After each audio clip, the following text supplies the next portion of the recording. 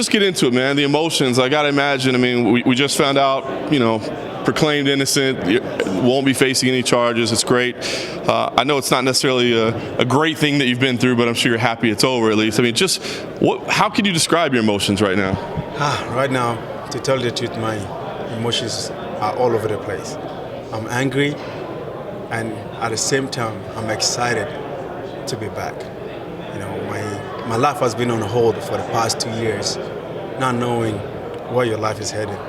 And finally, I was able to prove my innocence and of something I was wrongly and falsely accused of. And being able to now say I can put that behind me and come back, I'm very happy, and I cannot wait. I cannot tell you how much. I have so much frustration that I cannot wait to put it on somebody. I cannot wait. I'm excited.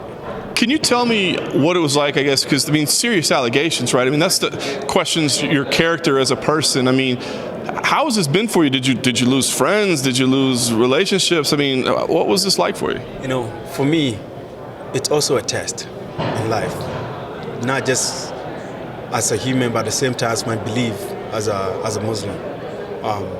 Sometimes God puts you through some stuff to know what kind of people you have in your life. And not just that, there are a lot of people that know you, they know your character, they know the kind of person you are. And when people talk bad about you, they know the person that I know will never do something like that. And they were with me since day one, since this happened. And I know who those friends are.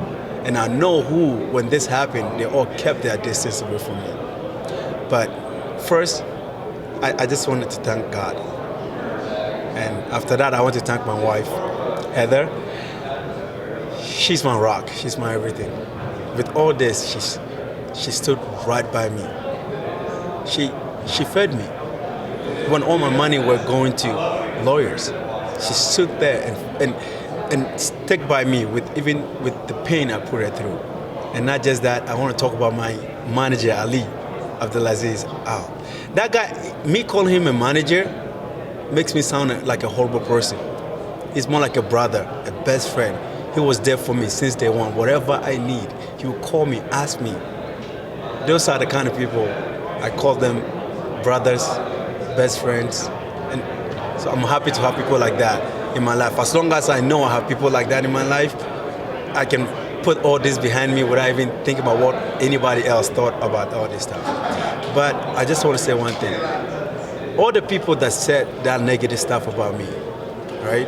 I hope seeing this positive makes them want to also push this positive out there, just like they push that negative stuff, without knowing my side of the story. No doubt. This was a test for you as a person, as a human, but now it's time to get back to the job and the fighting, right? Did you remain in communication with the UFC? Have they been talking to you? Are you still under contract with the UFC? I guess we don't even really know that. Yes, I am still in contract with them. There's nothing that's happened to my contract. And my manager has been the one who has been in talk with them.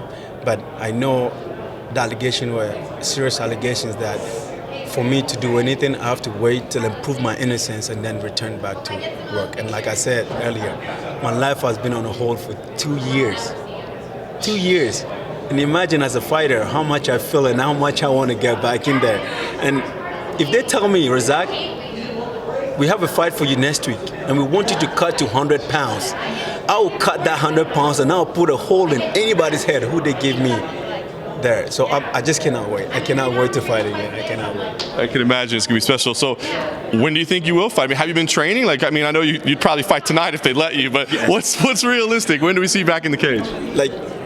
I've been training all this time, yes. So like I said, even if there's a fight next week, I want to get, okay, so I want to fight this Ramadan coming. I want to be able to fight before Ramadan. And also, I have a judo background, and Ghana wants me to be able to qualify, do a qualification for judo, and hopefully also fight in Olympics, compete in Olympics for judo in Ghana. And then right after that, I want to be able to fight again. So like I said, I'm telling Ali, anytime, any fight, anytime I'm ready, I want to get back in there and fight. Well, this has certainly been a trial for you, man. Like you said, it's been like an incredibly emotional journey. Is there one lesson that you can take out? I know it's just freshly behind you, but I mean, is there one lesson that you take out of this that you'll have moving forward, and maybe you can teach other people? Yes, I've gotten so much lesson that sometimes you just need to watch the kind of people you have around you. You know, it's not anybody and everybody that you think good of them that they think good of you. You just have to watch where you are. And also, I want to say this to the world. The kind of pain I went through, I would never even wish that on my worst enemy. The kind of nightmares I had. And I hope if somebody's out there who went through similar thing as I did, and they were innocent, and they don't have anybody to talk to, I don't care. Facebook, Instagram, Twitter, message me. And I'll always be a friend to them and talk to them about it. And they should always watch where they go. And always have people who they know have the right intentions about them with them, and not just have any kind of friend with them. That's what I would say.